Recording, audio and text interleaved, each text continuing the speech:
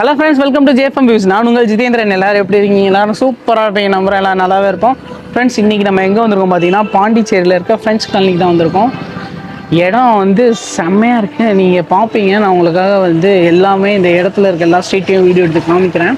So இடம் சூப்பராக இருக்குது. அப்படியே வாங்க சுற்றி பார்க்கலாம். என்னென்ன இருக்குது இந்த ஏரியா ஃபுல்லுன்றதையும் நான் உங்களுக்கு காமிக்கிறேன். ஓகே, வாங்க பார்க்கலாம் என்னென்ன.